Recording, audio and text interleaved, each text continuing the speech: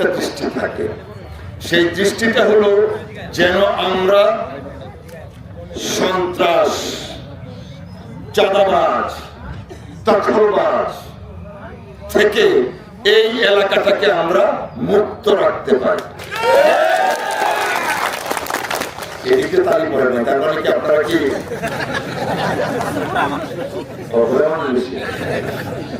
এবং আমি তো মুসলমান, একটু করে মাগরিবের আযান পড়বে, উপরে আল্লাহ, আল্লাহর জমিনে দাঁড়ায় আমি বলতেছি শপথ করে আপনাদের সবাইকে সাক্ষী রেখে, ইনশাআল্লাহ যদি আমরা নির্বাচিত হতে পারি, নির্ভয়ে সকলে সুন্দরভাবে এই এলাকায় ব্যবসা বাণিজ্য করবেন, কৃষিকাজ করবেন, যার যার ধর্ম পালন করবেন, যার যার পেশা আছে সেই পেশা পালন করবেন। কোন সন্ত্রাসী, চাঁদাবাজ, নীরব চাঁদাবাজকে আমরা প্রশ্রয় দেব না। এইটা আমার ওয়াদা। আমি আগেও একদিন এখানে এসে বলে গেছি, এইটা আমার ওয়াদা। আমি ওয়াদা বরখেলাপকারী না।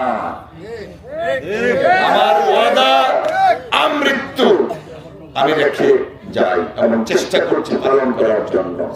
পারেন পান, যদি আপনারা শুধরায় যান হয়তোবা জনতার কাতারে আপনারাও থাকতে পারবেন।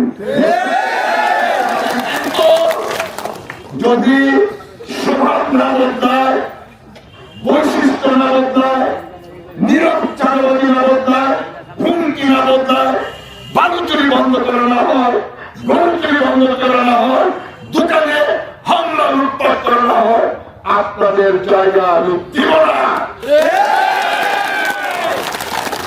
প্রিয় বন্ধুরা, আমি আর বক্তব্য বাড়াবো না, একটু করে মাগরিবের আযান পড়বে।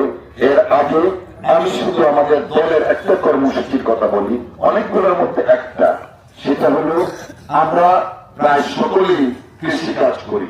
1 কোটি পরিবারকে, 4.5 কোটি কৃষককে একটা করে কৃষি কার্ড দেয়া হবে, পর্যায়ক্রমে হবে। যদি আপনাদের সকলের ভোটের মাধ্যমে আগামী দিনে বিএনপি শতভাগ সততার সাথে দায়িত্ব পালন করবো ইনশাআল্লাহ। আবল তাবল খায়া বাজার লঙ্গিটা গুছা দিয়ে ভাবে আইতে আইতে কইবা এটা আমার, এটা কিন্তু আমি হইতে দিব না। প্রকাশ্য ঘোষণা আমার। দৈনিক আজকের বাংলা .net